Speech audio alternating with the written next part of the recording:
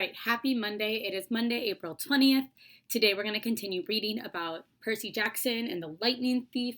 So, where we left off, Annabeth, Percy, and Grover were on their quest to LA, to Los Angeles. They're trying to solve that problem between Poseidon and Zeus. If you remember from last week, Poseidon and Zeus are in an argument. Zeus believes that Poseidon stole his lightning bolt, and we don't know if he did or not yet, so we're going to continue to learn and find out. Today, what our focus is, our objective is that character motivation. So remember, character motivation is why a character does something. So just like characters, or just like people, characters are motivated to do things as well. So just like people, we have our own reasons for why we do something. I always give this example, but when I think about character motivation, I think about school. I think about why are we motivated, why are students motivated to go to school? And the reason why they go to school is to learn and to grow their brain so that they can do whatever they want in life, right? So that's what we're going to be looking for today with our characters. So first we're going to identify, what did the character do? What did they say, or what did they do? Then ask yourself, why did they do that? You can think about this. How did that help the character? Like for us, going to school helps us because it helps us grow our brain. So that's why we do it. Then you're going to find your evidence to support your answer. And finally, you're going to write your reasoning. So you are going to be doing a CER today, and we'll go through an example later. Right now, I want us to get down to Chapter 11. Chapter 11 is We Visit the Garden Gnome Emporium. If you don't know what a garden gnome is, I want to give you that visual right now. So this is a garden gnome. It's a little statue that goes in the front or in your garden. So kind of as decoration, and it just gives a little bit more decoration to someone's garden. So some people have several, but just so you can picture it in your head as we're reading this chapter, I want you to be able to visualize the setting. Remember, the setting is where the story takes place. So I want you to be able to visualize the setting, and we know that the story is going to take place, part of it, in the Garden Gnome Emporium. So that's a place where there's a garden full of all of these different gnome statues. So let's read and find out what happens in the story. Chapter 11. In a way, it's nice to know there are Greek gods out there, because you have somebody to blame when things go wrong. For instance, when you're walking away from a bus that's just been attacked by monster hags and blown up by lightning, and it's raining on top of everything else, most people might think that that's just really bad luck. When you're a half-blood, you understand that some divine force really is trying to mess with your day. So there we were, Annabeth and Grover and I, walking through the woods along the New Jersey riverbank, the glow of New York City making the night sky yellow behind us, and the smell of the Hudson reeking in our noses. Grover was shivering and braying, his goat eyes turned split-pupilled and full of terror, 3 kindly ones, all at once. I was pretty much in shock myself. The explosion of the bus windows still rang in my ears, but Annabeth kept pulling us along, saying, "Come on, the farther away we get, the better." "All our money was back there," I reminded her. "Our food and our clothes, everything." "Well, maybe if you hadn't decided to jump into the fight." "What? What did you want me to do? Let you get killed?" "You didn't need to protect me, Percy. I would have been fine." "Sliced like sandwich bread," Grover put in, "but fine." "Shut up, goat boy," said Annabeth. Grover brayed mournfully. Tin cans, a perfectly good bag of tin cans. We sloshed across the mushy ground, through the nasty twisted trees that smelled like sour laundry. After a few minutes, Annabeth fell into line next to me. "Look, her voice flattened. "I appreciate you coming back for us today, okay? That was really brave. We're a team, right?" She was silent for a few more steps. "It's just that if you died, aside from the fact that it would be really suck for you, it would mean the quest was over. This may be my only chance to see the real world." The thunderstorm had finally let up. The city glow faded behind us, leaving us in almost total darkness. I couldn't see anything of Annabeth except a glint of her blonde hair. "You haven't left Camp Half-Blood since you were 7? I asked her. "No, only short field trips. My dad, the history professor. Yeah, it didn't work out for me living at home. I mean, Camp Half-Blood is my home." She was rushing her words out now, as if she were afraid somebody might try to stop her. At camp, you train and train, and that's all cool and everything, but the real world is where the monsters are. That's where you learn whether you're any good or not. If I didn't know any better, I could have sworn I heard doubt in her voice. You're pretty good with that knife, I said. You think so? Anybody who can piggyback ride a Fury is okay by me. I couldn't really see, but I thought she might have smiled. You know, she said, maybe I should tell you something funny back on the bus. Whatever she wanted to say was interrupted by a shrill toot toot toot, like the sound of an owl being tortured. Hey, my reed pipes still work, Grover cried.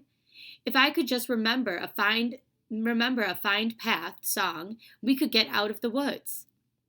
He puffed out a few notes, but the tune still sounded suspiciously like Hilary Duff. Instead of finding a path, I immediately slammed into a tree and got a nice-sized knot on my head.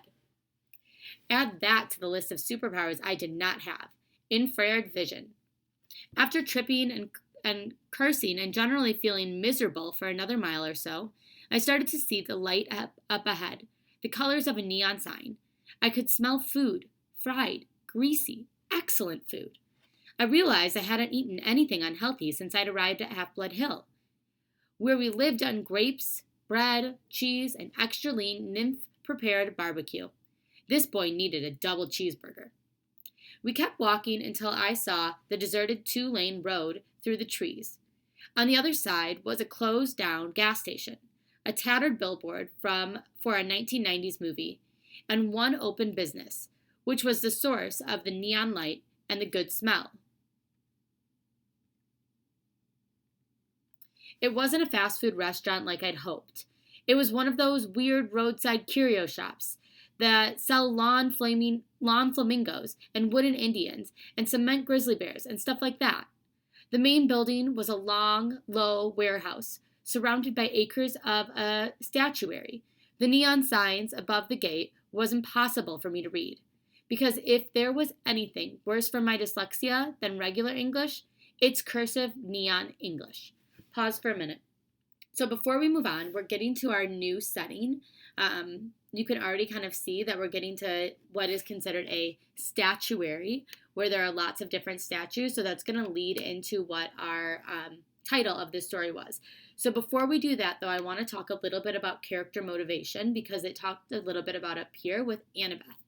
So our question for today for our model is, we have learned that Percy is motivated to go on this quest by the love of his mother. Remember, we know that Percy wants to go and rescue his mom. And Grover is motivated to attain his searcher's license. Now, the question is, what motivates Annabeth to go on this dangerous quest? And what details support your answer? Write a CER. So first thing I want to identify, what did the character say or do? I remember back here, the character said,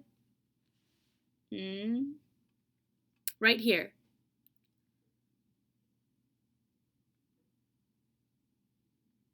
she said, I'm going to highlight it so you can remember where to look back.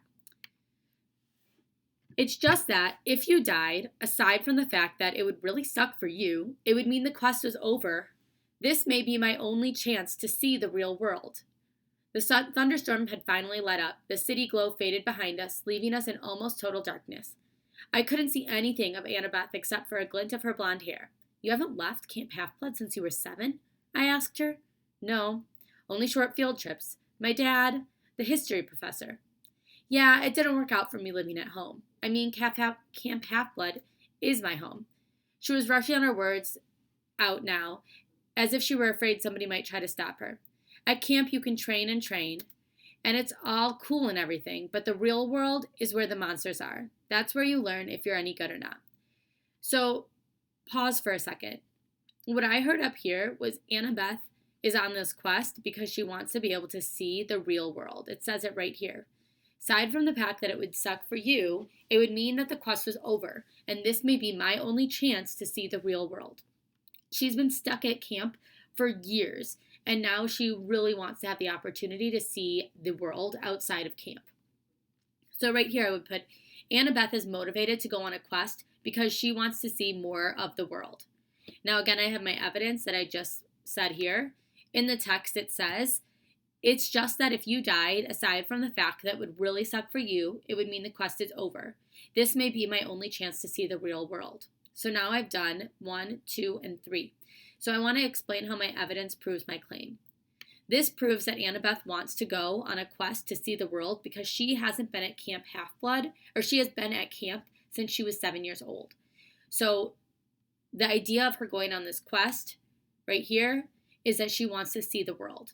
She doesn't care about defeating these monsters or anything like that right now. What she wants to do is see different parts of the world, and we're going to learn more about that this week. Okay, let's keep going. You might see that there's a new character coming in, so let's find out what happens. So we were just getting to their new setting. Remember, now they're getting to the statuary. So we're right here. To me, it looked like Atenu Mesguden Nogomen Memporium. What the heck does that say? I asked. I don't know, Annabeth said. She loved reading so much I'd forgotten she was dyslexic too. Grover translated. Auntie M's Garden Gnome Emporium. Flanking the entrance, as advertised, were 2 cement garden gnomes, ugly, bearded little runts, smiling and waving as if they were about to get their picture taken. I crossed the street, following the smell of the hamburgers. Hey, Grover warned. The lights are on inside, Annabeth said. Maybe it's open. Snack bar, I said wistfully. Snack bar, she agreed. Are you too crazy? Grover said. This place is weird. We ignored him. The front of the lot was a forest of statues, cement animals, cement children, even a cement satyr playing the pipes, which gave Grover the creeps. Blah, he bleated. Looks like my Uncle Ferdinand. We stopped at the warehouse door. Don't knock, Grover pleaded. I smell monsters. Your nose is clogged up from the Furies, Annabeth told him. All I smell is burgers. Aren't you hungry? Meat? He said scornfully. I'm a vegetarian. You eat cheese enchiladas and aluminum cans, I reminded him.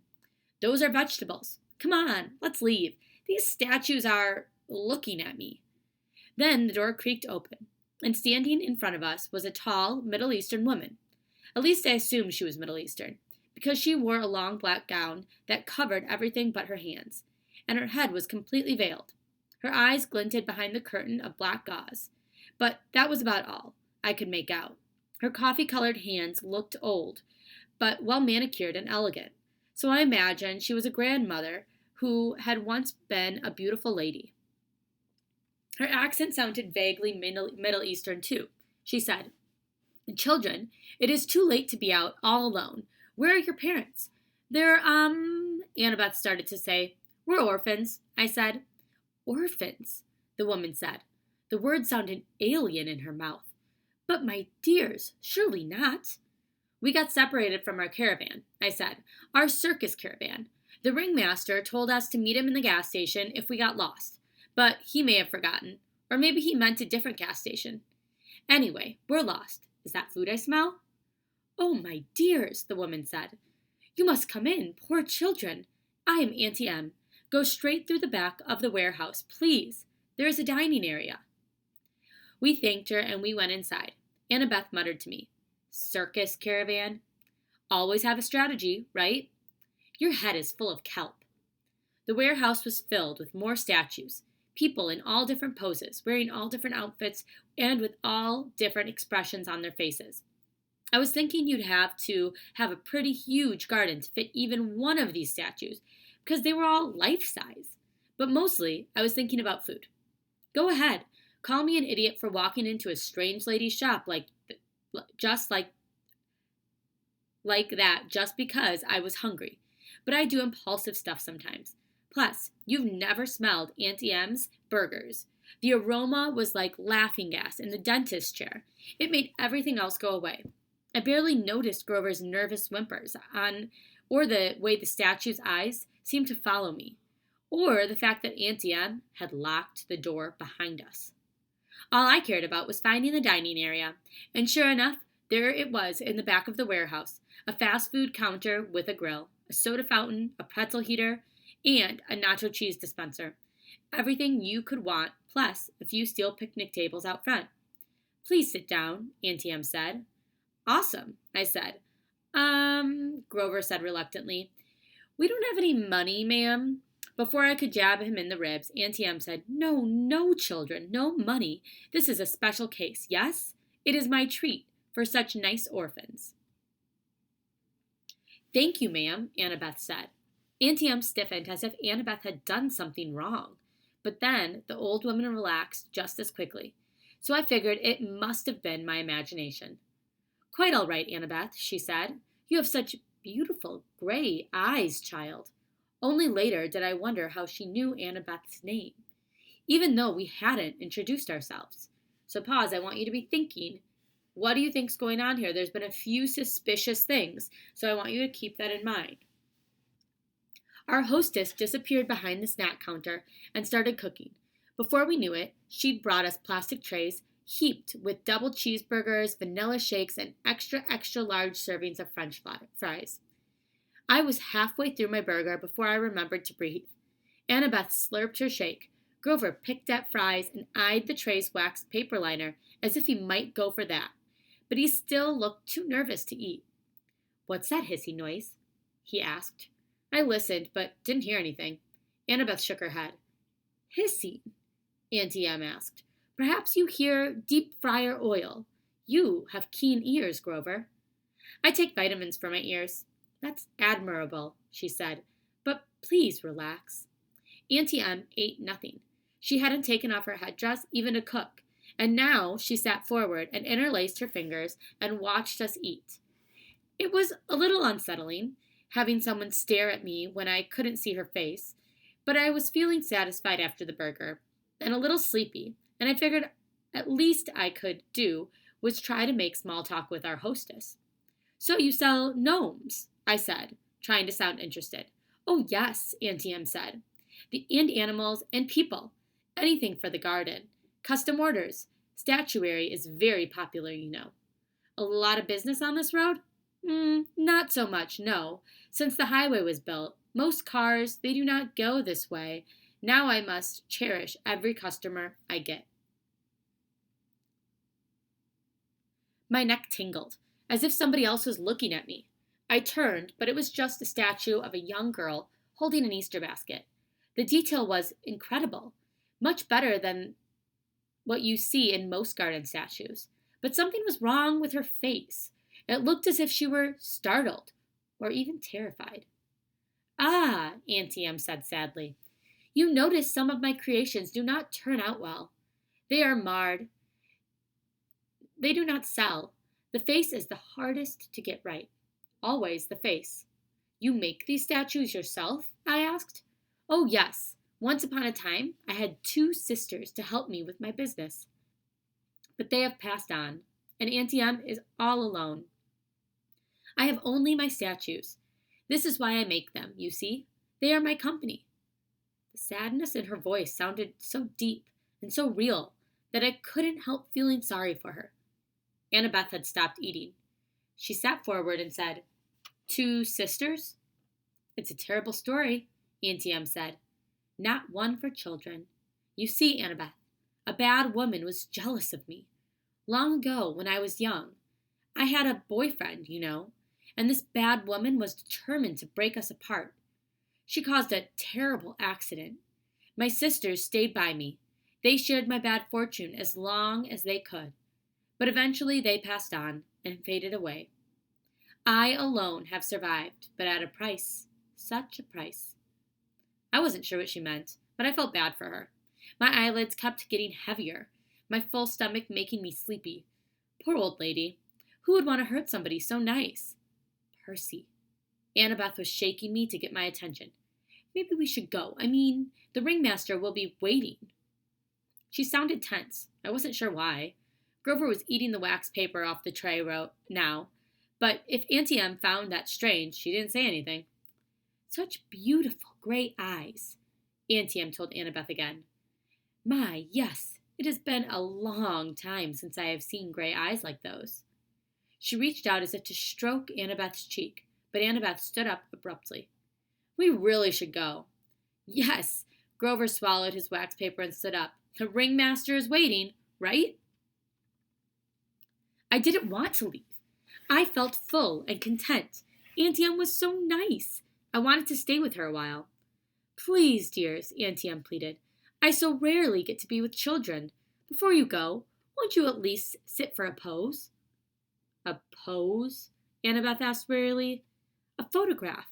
I will use it to model a new statue set. Children are so popular. You see, everyone loves children. Annabeth shifted her weight from foot to foot. I don't think we can, ma'am. Come on, Percy. Sure we can, I said. I was irritated with Annabeth for being so bossy, so rude to an old lady who just fed us for free. It's just a photo, Annabeth. What's the harm? Yes, Annabeth, the woman purred. No harm.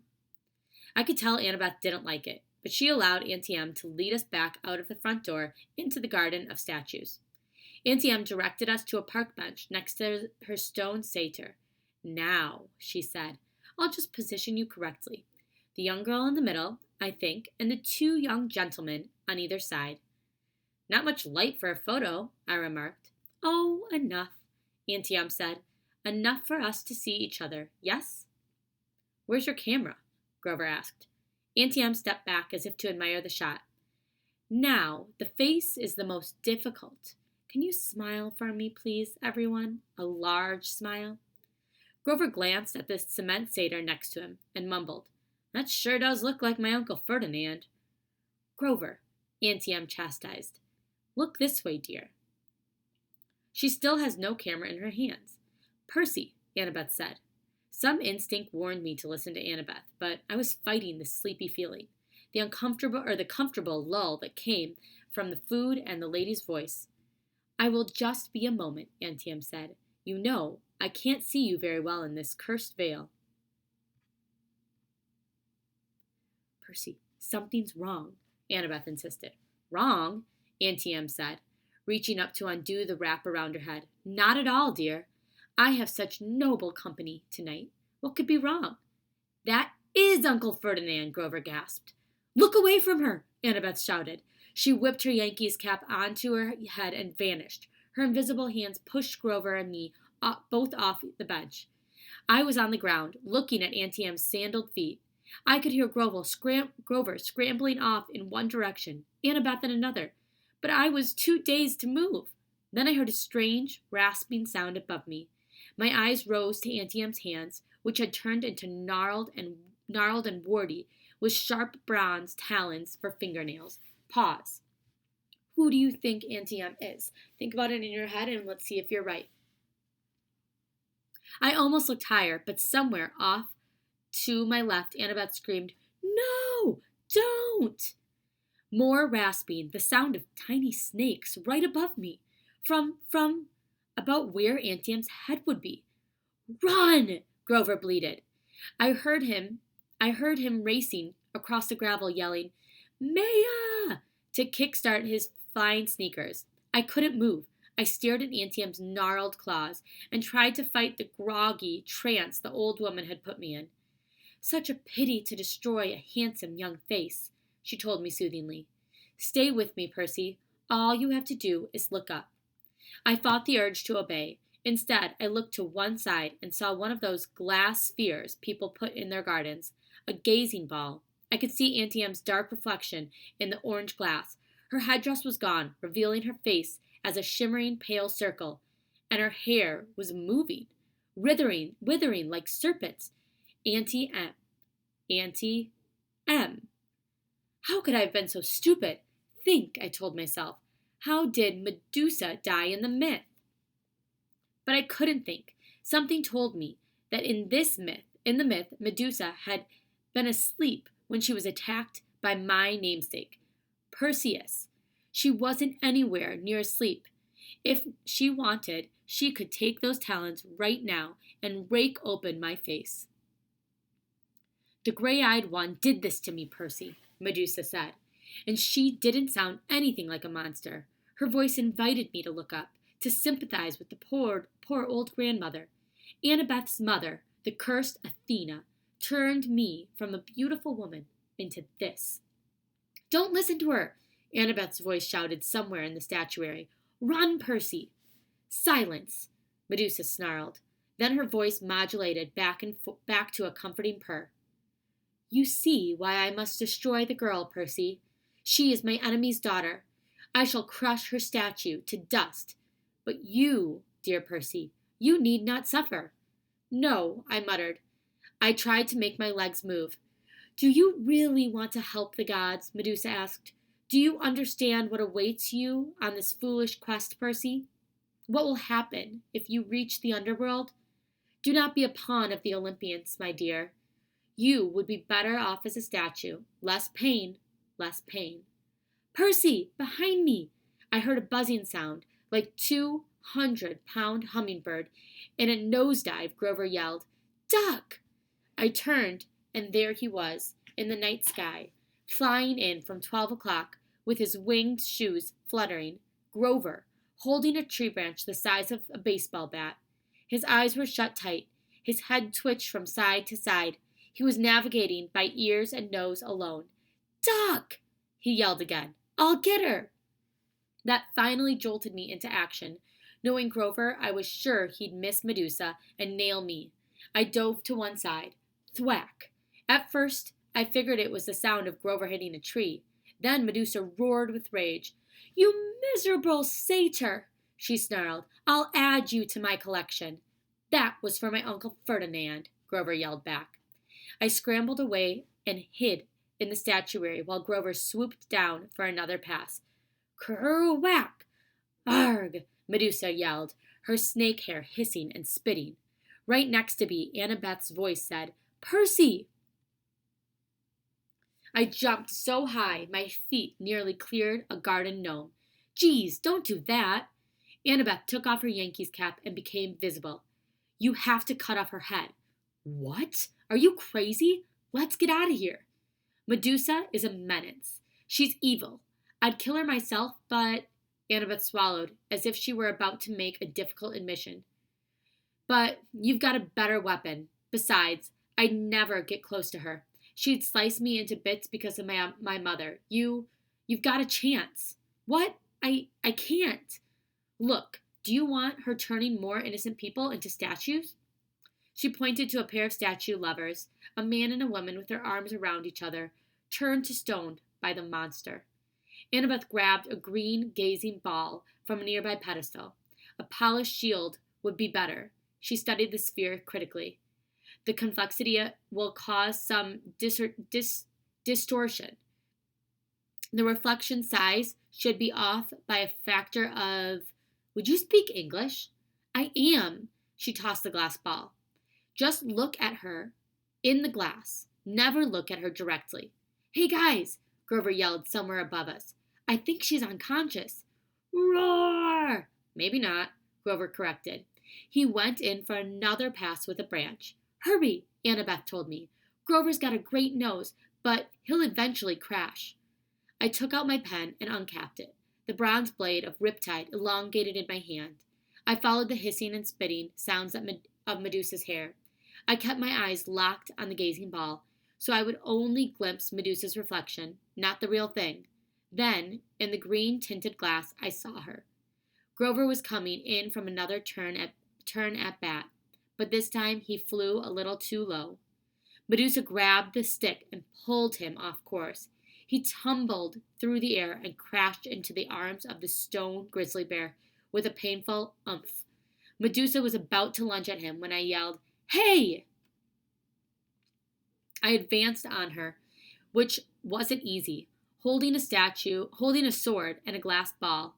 If she charged, I'd have a hard time defending myself. But she let me approach. 20 feet, 10 feet. I could see the reflection of her face now.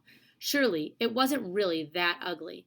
The green swirls of the gazing ball must be distorting it, making it look worse. You wouldn't harm an old woman, Percy, she crooned. I know you wouldn't. I hesitated, fascinated by the face I saw reflected in the glass, the eyes that seemed to burn straight through the green tint, making my arms go weak. From the cement grizzly, Grover moaned, Percy, don't listen to her. Medusa cackled. Too late.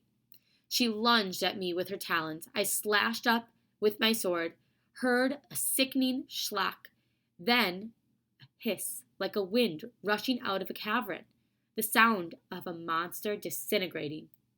Something fell to the ground next to my foot. It took all my willpower not to look.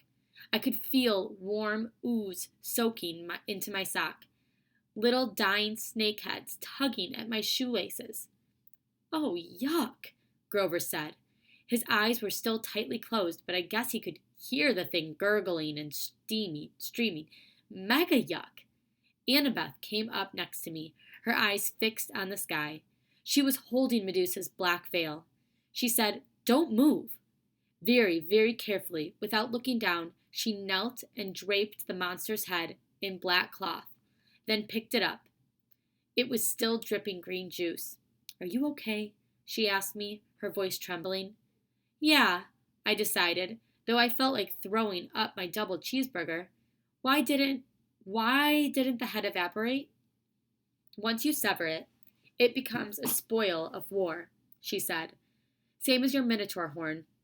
But don't unwrap the head, it can still petrify you." Grover moaned as he climbed down from the grisly statue. He had a big welt on his forehead. His green rasta cap hung from one of his little goat horns, and his fake feet had been knocked off his hooves. The magic sneakers were flying aimlessly around his head. "Red Baron," I said. "Good job, man." He managed a bashful grin. "That really was not fun, though." "Well, the hitting her with the stick part, that was fun, but crashing into the concrete bear, not fun." He snatched his shoes out of the air. I recapped my sword. Together, the three of us stumbled back to the warehouse. We found some old plastic grocery bags behind the snack counter and double-wrapped Medusa's head. We plopped it on the table where we'd eaten dinner and sat around it, too exhausted to speak. Finally, I said, "So, we have Athena to thank for this monster." Annabeth flashed me an irritated look. "Your dad, actually. Don't you remember? Medusa was Poseidon's girlfriend. They decided to meet in my mother's temple. That's why Athena turned her into a monster. Medusa and her two sisters, who had helped her get into the temple, they became the three Gorgons. That's why Medusa wanted to slice me up. But she wanted to preserve you as a nice statue." "She's still sweet on your dad. You probably reminded her of him." My face was burning. "Oh, so now it's my fault we met Medusa." Annabeth straightened in a bad imitation of my voice. "It's just a photo, Annabeth. What's the harm?" "Forget it," I said. "You're impossible. You're insufferable. You're—" "Hey!" Grover interrupted. "You two are giving me a migraine, and satyrs don't even get migraines. What are we going to do with the head?" I stared at the thing. One little snake was hanging out of a hole in the plastic. The words printed on the side of the bag said, "We appreciate your business." I was angry, not just with Annabeth or her mom, but with all the gods, for this whole quest, for getting us blown off the road and in two major fights the very first day out from camp. At this rate, we'd never make it to LA alive, much less before the summer solstice. What had Medusa said? "Don't be a pawn of the Olympians, my dear. You would be better off as a statue." I got up. "I'll be back." "Percy," Annabeth called after me. What are you?" I searched the back of the warehouse until I found Medusa's office. Her account book showed her 6 most recent sales, all shipments to the underworld to decorate Hades and Persephone's garden. According to one freight bill, the underworld's billing address was DOA Recording Studios, West Hollywood, California. I folded up the bill and stuffed it in my pocket. In the cash register, I found $20, a few golden drachmas, and some packing slips from Hermes Overnight Express, each with a little leather bag attached for coins. I rummaged around the rest of the office, and I found the right size box. I went back to the picnic table, packed up Medusa's head, and filled out a delivery slip. The Gods, Mount Olympus, 600th floor, Empire State Building, New York, NY. With best wishes, Percy Jackson. "They're not going to like that," Grover warned. They'll think you're impertinent. I poured some gold drachmas in the pouch. As soon as I closed it, there was a sound of cash register. The package floated off the table and disappeared with a pop. I am impertinent, I said. I looked at Annabeth, daring her to criticize. She didn't. She seemed resigned to the fact that I had a major talent for ticking off the gods. Come on, she muttered. We need a new plan. All right, so that's the end of the chapter. Huge conflict in that story. What was the external conflict in that story? Think about it. All right, hopefully you said this. Hopefully you thought about this. The internal conflict, or the external conflict in that story, was Medusa versus Percy, Annabeth, and Grover. And it was solved by them working together and able to kill Medusa. So now you are going to answer a question about character motivation up here. So you are going to be writing a CER. You're asking what motivates Medusa to want to hurt Annabeth. So think when we say motivates, we want to think about why. Why does Medusa want to hurt Annabeth? It was very clear. So you're going to write your claim. You can start it with Medusa wants to hurt Annabeth because, find your evidence, and then your reasoning. Down here, you have a bonus question. Why do you think Percy sends Medusa's head to Mount Olympus? And then do you think that's a good idea? I would love to hear your thoughts on that. I am going to go through and highlight an area for you to look back at to answer this question. So, sorry, I have the hiccups. So, if you go down here, you'll start to notice it in this area.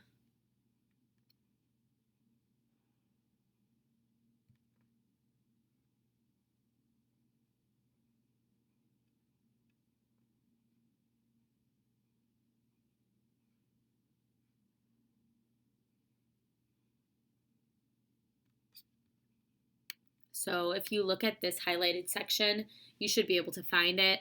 And then also, if you kind of look down towards the end, right around here, there's a little bit more evidence there that you could look at too. So use those two spots to find your answer. Make sure you fill out all parts of the CER, and then your bonus question is here for a bonus point. All right, keep up the good work, and we will read chapter 12 tomorrow.